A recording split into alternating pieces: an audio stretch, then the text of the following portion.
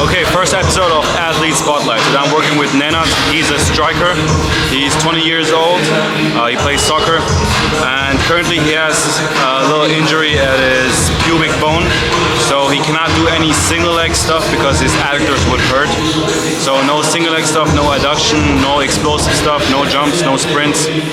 So we're mainly working bilaterally right now, especially working on squats.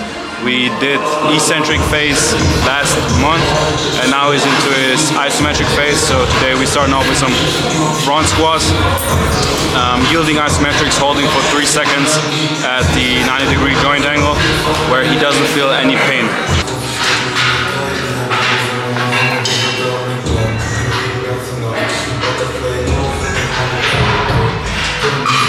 Okay, Nenad, wie geht's uns heute? Mir geht's gut. Bin ein bisschen müde. Wie viel hast du geschlafen? So when working with an injured player, it's all about just working around the pain and making sure that we don't elicit it and we don't irritate it. Additionally, we can also work like to 1, 2, maybe 3 out of 10 pain if it's tolerable.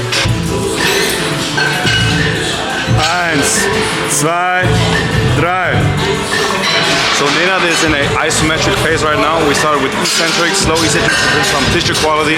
Now we're performing some yielding isometrics on our heavy leg days.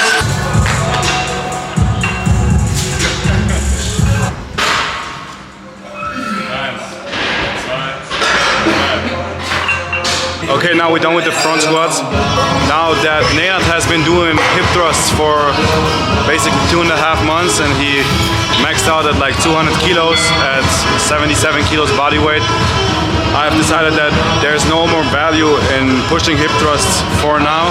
Now we're switching it up to a 45-degree hyperextension.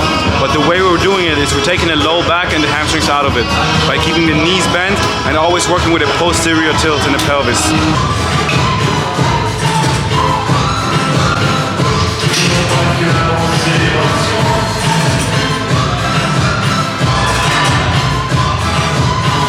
Okay, so for our last block, we're going into some eccentric overload seated calf raises to really load that soleus, and also we're doing some Nordics.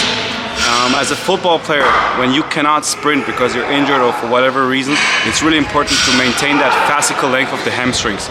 So Nordics, if done at an eccentric overload level, so if you can't do a concentric Nordic, so the way up, then the eccentric is gonna be an eccentric overload to the hamstrings. And because it's a single joint exercise, so it's just one joint moving, which is the knee joint in this case, we can really lengthen those fascicles, which are a determinant for how fast the muscle can lengthen and contract again.